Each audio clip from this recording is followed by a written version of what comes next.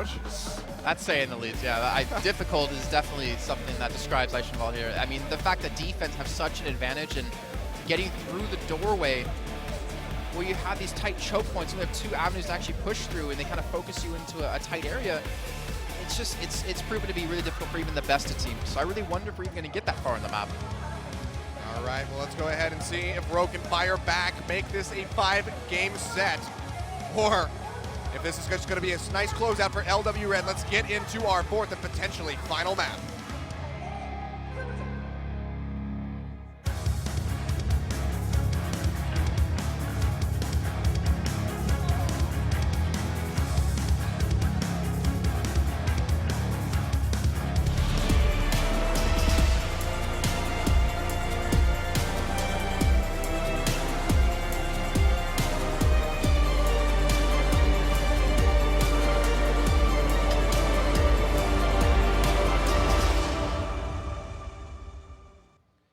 Here we are. Welcome to Eichenwalde. Is it Eichenwalde or Eichenwalde? It depends where you're from, right? So if you're in America, it's like Eichenwalde. If you're in Germany, it's Eichenwalde, because the E always has like a hard sound. You always pronounce the E in German. I don't know. The announcer says something different. Everyone says something different.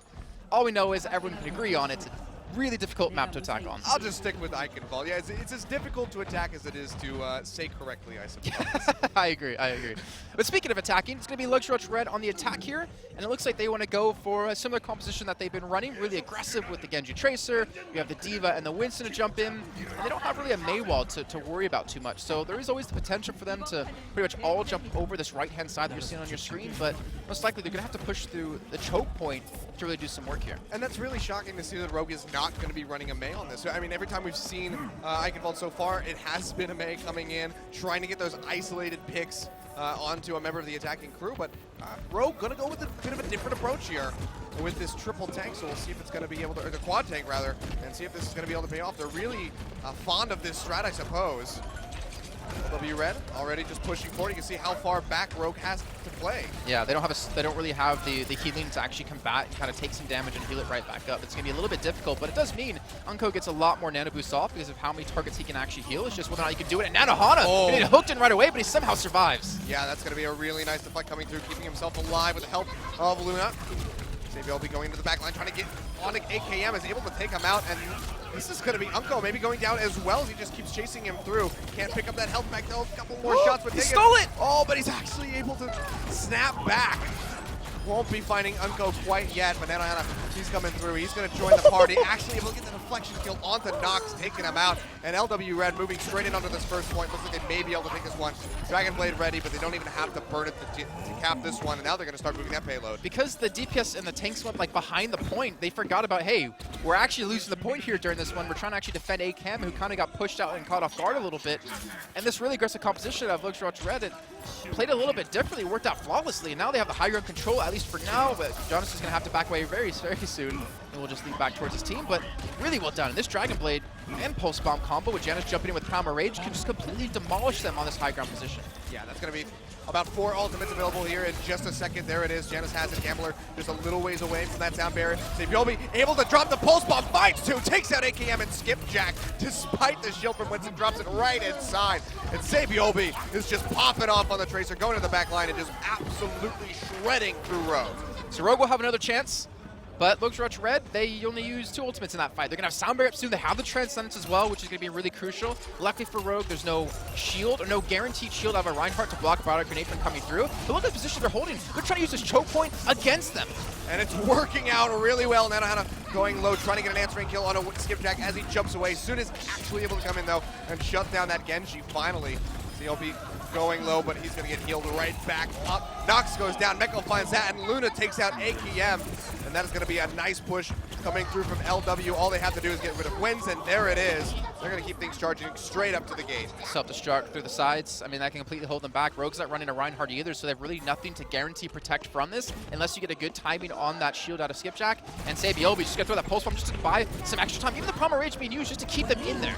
Oh, but that is actually going to be Sabiobi going down AKM and able to find the kill. Neko throwing out the self-destruct, gets Nox. AKM, nano boosted coming through, already found Janus, going to be looking for more. That's a nice headshot coming through on the Nanohana, gets Luna as well, and AKM, he might just be able to hold this one off for his team, gets Gambler, and there we go, pretty much a solo hold coming through from him. AKM doing some work on the McCree.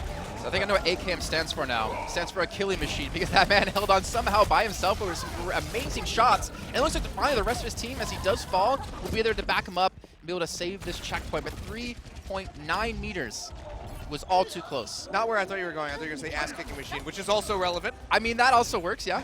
I was doing the PG version. All right, well, I'll go to the PG-13 version. Nice. I'll push it just a notch higher, I suppose.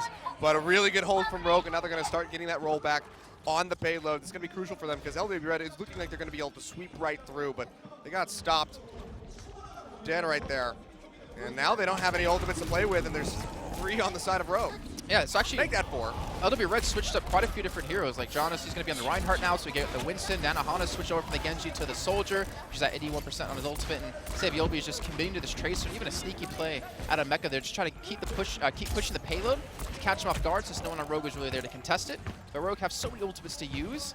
With no deep, or they do have a deep on the side of Overwatch Red. That Mecha's going to have to somehow mitigate the Graviton surge coming through, or the Deadeye, or potentially both. Yeah, could be a bit of a rough spot for him. You can see they're going to go ahead and charge right up the wall. But that's Saviobi going down immediately. AKM, I think he finally found his number and is just taking him out continuously. But LW Red, they're just going to come right around the back and onto the payload, trying to get a little bit of a push at it. It looks like it's going to work. That's going to be the ultimate coming through from Skip, trying to push them out. Nanohana popping his as well, but the Graviton surge sucking them all in. AKM finds Gambler, but he gets taken out. Nanohana able to just hone in onto him and knock him out of that Deadeye. But LW Red, they still have to peel back as several members go down. Saviobi able to find Unco, but he goes low, has to dash out. They can't stick around, and they barely gain anything on that payload push. Saviobi, he almost made such a clutch play too in that fight, because he died early on, right? But what he was trying to do was jump into the back line with his pulse bomb, which was just almost up. It was at 90%, catch up quite a few of them since they're clumped together, and then win the fight off of that. But now he's being forced to switch. He's gone over towards Roadhog because they need a little bit more pick potential, a little bit more guaranteed damage, but also a way to deal with Soon, who is starting to finally ramp up on his Tracer. So we get a ramp up. They're going up the ramparts here.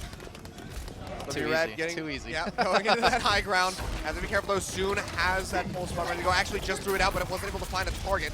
Go with the self-destruct. Might have to throw that one just as a zoning ultimate, trying to push them away from that payload so they can get back on top of it. But from Saviobi, not going to be able to find anybody. And they're pinching back in, shoving Rogue the opposite way down the bridge. Meko able to find wins with the self-destruct. Hook coming through. They're going to find Unco. He goes down.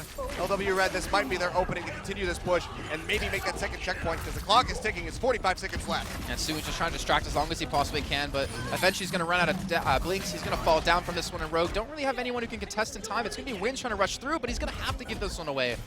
And LW Red, after a hard-fought battle, will capture the second checkpoint. Now look to finish off the map. You can see looking a little bit flustered there inside the Rogue booth. Not that they might be able to hold that one for the whole time, but now 2 minutes left on the clock for LW Red. It's going to be a very tough push for them to get to this third and final point. Nanohana has that tack visor ready to go, but Meko is actually going to go down. Wins pushed really far forward away from his team, just zoning back LW. And they'll go ahead and they'll back off. The gate's open. See if they can poke through before they move that payload. Try to get a pick and then get a hard push going. The thing is, this actually works really well for Overwatch Red because the payload hasn't pushed to the door hasn't shut. So they have a lot more different avenues to actually push through this tight, closed area, which they're going to do just now. The door is going to shut. Nanohana towards the top side. They attack visor, Nano boosted, but that Reinhardt shield's going to be there to protect. Yeah, he's right in front. Pulse bomb coming through. Not going to be able to find Nanohana yet, and he's still just shredding through whatever members that he can find. Not able to find a kill. Just gets AKM actually, and now that's going to be the Transcendence coming through from Unco, just trying to keep his team alive. Not a whole lot of kills coming through on the side of LW Red. Are actually now able to pick up wins. Trying to touch this fight. Skipjack throwing out that Earth Shatter. Gets a nice kill coming through with the help of Soon as they finish off Gambler. And now they're starting to trade it back. Soon dashing forward. Takes out Luna. Helps take out Meko. And that is going to be a nice hold from Rogue. And with how quickly Overwatch Red took the first point, took the fights after, got that payload to the door, you really have to give credit to Rogue to stabilize this game because it can be very snowballing against you, and once you start getting inside of your own head and start losing fight after fight, it becomes really frustrating. So honestly, doing a great job of being able to take this one back and put up a good defense, but they have to keep this one going. They cannot let this payload to push too much further, and ACAM directly behind them.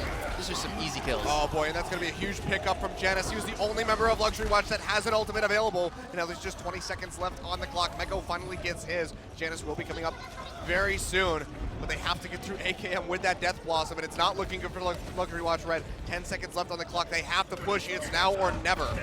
They're going to have to contest. 5 seconds left. It's going to be Mecha, the one to be on top of this one. He has his self-destruct to use. The Earthstrike comes through, but doesn't even connect on anyone. Yeah, the Transcendence is there as well, so he's going to try to hold off as best as he can. Nox finding a double kill, actually. Nanohana is finally able to trade that one back onto Soon. The self-destruct there. Finds 2 kills, wins, and Umko go down. That could be a huge opening for LW Red, but the clock is now into overtime. AKM doing what he can to get through that Diva Suit, but it's not enough. Janus taking out Nox in the meantime, and this is going to be a massive push, but LW Red, they have to stick to this payload like glue. They cannot leave it, or they will lose right here. Yeah, but I mean, Ro, they need one fight to stop this one, but Luxury Watch Red, they're looking really good here. Nanohana, he's already on the Mei. He has 70% ult built up from that last fight alone. If he could put a Blizzard on top of the payload, they could finish this one off. And they're looking to do that, so the Nano Boost coming through now onto Meko. See if he can get AKM.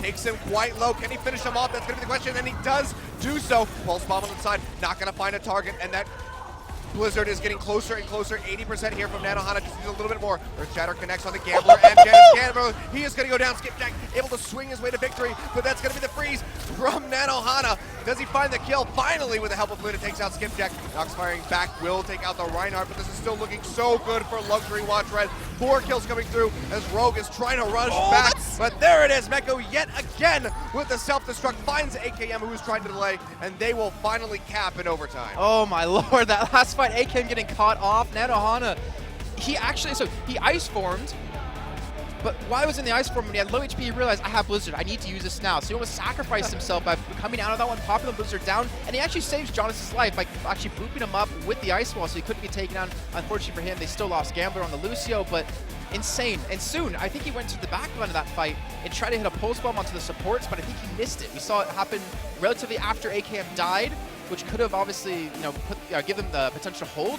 And now Rogue, the pressure is honestly on them. They're down 2-1 in the series. They have to complete the map now. Obviously, LW Red did it in overtime, but it's so hard to finish off a map like this that they might have to go for something crazy. I mean, this is one of the hardest payload maps to push. Rogue, they have to pull something out here. We can see maybe a Pharah in store for them. LW Red, however, going to be running with that Mei. So they said, you know what? We pushed through you really easily because you guys didn't have a Mei. We're going to run a Mei. We're going to try to isolate your targets. We're going to just pick them off one by one as you come in. So again, I don't want to sound too negative, but assuming Rogue go with the comp that we see on the stream, like obviously if you have the ability to put Tracer on someone, put it on soon. You want to put on soon, but maybe this is the inflexibility of some of the players Look on at the side that of Rogue, synergy. because they don't have wins playing the Roadhog. They have him playing the Tracer, so he's obviously like he's a competent Tracer, but Soon is a Tracer specialist, which is like one step further. He's like rank S on Tracer, where Wins is going to be like rank A. So you can, oh my gosh. This is like one of those Russian Adidas suits, like dance parties that they have. LW Red. This sensitivity, we just need the Reinhardt shield spinning, and it's a rave. But no, Rogue's are switching quite a few things up here. AKM on the Pharah, Soon on the Genji. They're running the double healer, the solo tank, and they're looking to just overpower Luxury Watch Red. So if they're able to do so, it looks like they are going to go ahead and stick with AKM on this Pharah. Going to have to be really accurate, get some body shots in. He wants to come out on top. Luckily, he doesn't have to worry about a McCree or a Soldier on the side of Luxury Watch Red. You can see they're actually going to go ahead and push through. Not going to be playing up on the choke with Nanohana on the Mei. Looks like they're going to be playing this the same way that Rogue had. But AKM taking a couple of those icicles to the face. He's going to have to pull back and get healed up by Gambler and Luna. There's really no one to really take AKM out of the sky unless say BLB hits the hook, or if somehow Nanohana hits an amazing icicle and Soon diving straight in here, just going for the couple of reflex off. And so far they've been able to get on top of the point. They've been able to get some good progress on it. And Luxury Watch Red are forced into this tight choke point, and they're not able to pick up a kill yet. Yeah, they almost get saved Yobi, but he goes back and he gets healed up just in time. AKM going back up into the sky, firing out into the Hunter's Lodge as best as he can, trying to get some shots in, but not really finding much. Hovering above the point, trying to get Nanohana, but he makes it into the ice block. And you can see the hook coming through. And he goes down. A nice pick by Sabiobi, just ripping him right out of the sky. Yeah, there's a lot of pressure on this man here. Like, we heard Nanohana talking about him being their secret weapon, and he has to hit these hooks onto AKM to really eliminate that threat from the high ground. He's been able to do just that. So now, LW Red, they do have the Nano Boost available. They have the Blizzard very, very soon. So Wins is going to have to hit a really good pulse bomb to open up some sort of attack here to successfully capture the point. Yeah, I mean, you see Soon here, 90% towards that Dragon Blade, but if there's a Blizzard on top of him, it's not going to do a whole lot of good if he gets frozen. So this could really make things tough for Rogue as they try to get onto this point. Pulse bomb coming through, not going to find a target. Luna, he's going to go ahead and use that nano boost. It's going over onto Savioli by the look of things. Soon going through. He's dashing in with the help fake cam, able to find 3 kills. Transcendence there as well, trying to keep him alive. Heal deny coming out. Meko throws up the self-destruct. Will only find 1. That's 3 members of LW dead as they now come up, but this might be the opening for Rogue. Halfway on the cap here. And I think they're going to be able to take it right here. LW Red going to pull back. Let them take this point, and this gives Rogue plenty of time to move forward. And AKM's going to switch over, probably to Soldier most likely to use. Yeah, like the Barrage and the Dragon Blade, even though the Pulse Bomb missed, was just too much damage for LW Red to heal. They didn't really have any mitigation to stop that either. Like, the shield's not going to last too long out of your Reinhardt. So really well done by Rogue. They hit that point where they had just the ult advantage, they have the damage advantage, able to swell over LW Red. But Unco already going down, so we'll hold the push a little bit longer. But Sabio was playing really aggressive. He's playing on the ground here. He can easily get picked off by pretty much anyone. Like Unco, you discord him, and even a Zenyatta can kill him. Yeah, he's trying to go for a hook on the win, seeing if he's going to flank around from the side. He can't get him yet. Wynn's just going to be poking out. Has that pulse bomb ready to go yet again. That's one of 3 ultimates available to Rogue. That wasn't even meant for him. That's now dirty. He gets snatched up by Saviobi. He gets taken out though as Nox finishes him off. See the shield coming out from LW Red, not doing a whole lot of good. Saviobi and Janus both going down, just Meko the last tank remaining. He's still going to push very far forward to try to zone off Rogue. They did lose a couple of their own members. Oh no, that's how do you get a sleep dart like that? Oh, that is just absolutely dirty from Luna. Landing that one, now you can see the nano boost coming through on the Meko, trying to get some damage in. Build up onto that self-destruct. Not taking a whole lot, but he's not getting much done. So he'll just push himself to about 87%. Should be getting his ultimate up around the same time as Nanohana. Oh, gets the hook in, but it's not enough to get a kill on the AKM. Very nicely done, but that will be the Transcendence being popped by Unco as they push forward. Nox and AKM do fall in the end, however. Soon trying to do some work, has that deflect, but it's not enough. Gets shot from behind. Nanohana on the high ground, having that advantage, and they take out Unco as well. And LW Red are just going to maintain the hold right on the payload. So we talked about with AF Blue against Lunatic High. If you don't have anyone who can contest the Soldier on the higher ground, he's just getting freely healed by everyone. You're not really ideally going to win the fight unless you somehow just completely stomp them on the ground. Sabiobi, like, the hooks he's been hitting have been like really, really good. The problem is he hasn't been hitting the targets he's intentionally meant for. Like, he went for a hook onto, I think it was like Skipjack or something, and he caught Wins on the Tracer. Getting a little bit of luck there, but he's still hitting hooks nonetheless. And on the high ground, that was soon trying to dismantle Nanohana. Yeah, you can see another nano boost coming through on the Meko. He's down to about half HP, still has that self-destruct to throw out. You can see that was a swap over from AKM onto the Reaper. And LW, they're just pushing them straight back towards the spawn. Wins as well, swapping over to the Zarya, trying to build up that ultimate as best as he can, but he's only at 16%. They have 2 minutes left. Nanohana has that ultimate. Meko still has not had to throw out his, and they almost have another sound barrier available from Gambler. It's Skipjack and Soon to jump on top of Nanohana, but if Luna's there to protect him, you're not going to really kill him. He's going to be able to escape from this one, and you have no one to protect your backline on the ground. Yeah, there we go. That's going to be the self-destructed. Wins, gets caught out. He goes down. It's going to be a very nice pick, halting that Zarya from building up any more ultimeter. Now just trying to get onto Soon. He's going to deflect as best as he can, but that Devo will shred right through him, so he's going to have to reject himself. Actually, goes up top, trying to duel out here with Nanohana, but the sound barrier comes through. Transcendence is there to heal him back to full, but that's a really big shockwave coming out from the Reinhardt. Charges forward, and that's just going to help LW Red continue to sweep through Rogue, finding 4 more kills. AKM, because you know what? The Reaper's not working. I have to go back to the Soldier. Yeah, he definitely needs to. I think they also need a Diva. They also need a Reinhardt here to successfully push this one. They have no one to stop Nanohana from just doing so much free damage. He's been hooked onto this tactical visor for so long. This has been 3 minutes of Rogue making 0 progress. I mean, look at that. Soon pushing too far forward. Just he goes down. Help us save Yolvi there. Nanohana picking up the kill. And this is just looking so good for LW Red. 50 seconds left on the clock, and Rogue have barely moved this payload from the start. A lot of pressure on them. Sound barrier up for Nox, but everybody else fairly far away from their ultimates. Meko almost having another self-destruct. See Nanohana still holding on to that. See if he wants to pop. Self-destruct coming through. Nox trying to run away. Looks like he may be able to make it out, and he will. No members of Rogue going down quite yet, but Nanohana gets that nano boost, but hasn't even popped the visor, so he still has that to fall back on to pump out the damage onto Rogue. There it is. Gonna go ahead and pop this now. Trying to get AKM, but he's hiding behind that ruin, but he's still gonna get popped. Nanohana coming up with the double kills. He takes out Nox, but he will fall as Wins throws out that Graviton Surge up top, sucks in the healers, but they can't find the kills onto them. Problem so is, LW, can they still hold? what ultimates do they really have to push with? They have 7 seconds. They're guaranteed to hit overtime before they can get across this bridge, and Luxury Red can just reset, regroup for a big attack here. All they have is the whole hog and the nano boost out of Unco. This is going to be so tough. They cannot leave this payload. Luxury Red, they could win the match here. They could get to the grand finals. Well, now Rogue has 3 ultimates available. Unco with a nano boost soon, as well with the whole hog. Skipjack, if he can land a massive Earth Shatter, this could be the tipping point for Rogue to make it to that second checkpoint. 5-man push. They're moving this thing along quite quickly. See if they can do it. Nanohana going low, trying to get a flank from the backside. See if he's able to do it. Janus coming in, almost has an Earth Shatter of his own. Self-destruct coming down. Not going to find any targets, but they move off the payload. He's not able to tag it back in time. AKM couldn't make it, and that will be the victory coming in for LW Red. 3-1 over top of Rogue, knocking our last foreign team out of the tournament, and they will move on to face Lunatic High tomorrow in the grand final. So Luxury Watch Purple basically here. I mean, they have one person from Luxury Watch Red, Nanohana, the rest from LW Blue, showing why they're in the Apex League and why they were a team that deserved to be here into the grand finals. This is going to be insane. Like Rogue, they played really well. They tried some really wonky comms, solo healer, triple DPS, like quad tank, solo DPS, solo healer.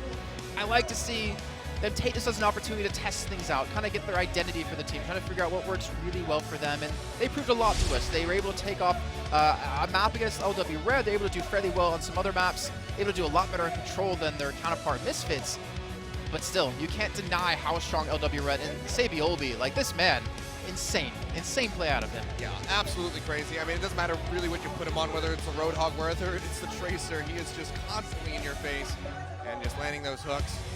So really strong performance from him, and he's going to need that as they get ready to go up against Lunatic High, because we saw just how strong they were looking against Afrika Blue. They are considered the end boss of Korean teams here. Yeah. So it's going to be a tall order for LW Red to take them down. But if they're able to do so, I said yesterday, I think LW Red could take this tournament. If they're able to do that, then they are a shoo-in to make it into Apex. 100%. I completely agree with you. I mean, they've improved so much. I think they kind of showed everyone out that they've been practicing the new meta, but also since Apex Season 1 kicked off and LW Red got put into the Challenger League and LW Blue got bumped up into the main league. But really, we heard Nanohana in the video say Sabiolbi, he's like their secret weapon. There's a lot of things he can do that they haven't shown just yet, and I still think we haven't seen it. I still think they're hiding an ace up their sleeve into these finals for tomorrow, and they're going to need it. Lunatic, fantastic team, phenomenal team. I don't know if LW Red can beat them because of how flexible that they can be. It's definitely going to be a tough one for them, but we'll have to wait until tomorrow to see if that is able to go down. Of course, that is going to be happening a little bit earlier than today's game, so 11 a.m. local time. Yeah, 11 a.m. here in Korea, which will be 6 p.m. Pacific. But we'll go ahead and take a couple look at the highlights, and this was soon popping off on that Genji, getting a couple kills. But Nanohana, I mean, his versatility as well, swapping back and forth between multiple characters. May doing some work, and Janus with a really cheeky hold. He's even able to escape off of that one in Sabiolbi. This is what we're showing before. Like, you group up in a tight area, and they're going to just completely demolish you. I don't know, but Sky, it was actually really nice to see out of both teams. When we made it into the second round of attack, we got to see some crazy composition from both teams, some crazy positioning as well. And this is what we're talking about. This is like, how are you ever going to survive that one?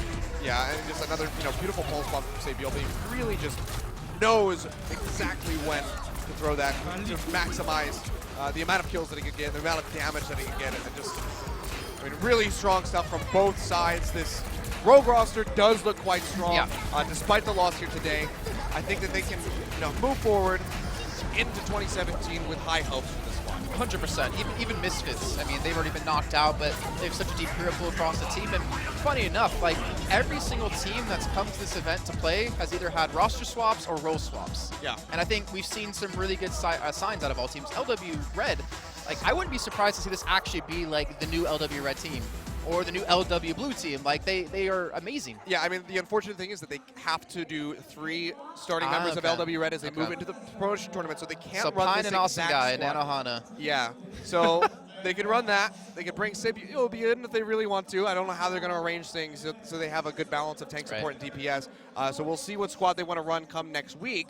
I'm not sure what day they're playing yet, but it will be sometime next week, around the similar time as this tournament.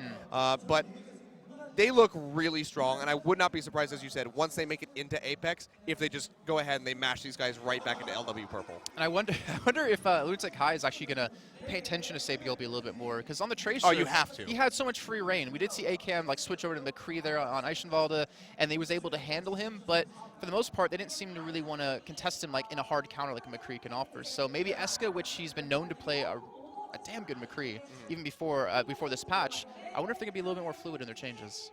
I mean, quite possibly, but yeah, I think if there's any player really that you have to respect on this LW roster, it's going to be Sabiolby, and then right behind him is going to be Nanohana. Yep. So they really have to keep their eyes peeled on them. Definitely going to be looking out for Miro to try to jump on top of them with the Winston, just going to melt them out, because he is the master of just destroying those 200 HP heroes with that Winston. So if Sabiolby is going to be playing that Tracer, you can be damn sure he's going to try to jump on top of him and take him out of the fight immediately. I wonder what maps we have, because I know they're predetermined, but I didn't actually look at what grand final maps I don't have them written down. I won't be casting the grand final. It'll be you guys as D-Man and Uber joining you on a TriCast. I have League of Legends to worry about, but I am also interested to be watching that tomorrow. But just a recap here for today. Afrika Freaks Blue going down in a 1-3 loss over Lunatic High. They advance into the final. They'll be playing against LW Red, who also had a 3-1 victory over Rogue. So Rogue, unfortunately, not going to be representing the West in the finals here. But we'll be seeing those tomorrow, and it's going to be one hell of a game, that's for sure. I'm actually curious, what your thoughts on AF Blue were, because they changed 2 players specifically to deal with their lack of a deep hero pool across the team, because Arhan, for instance, was playing D.Va at the Apex finals.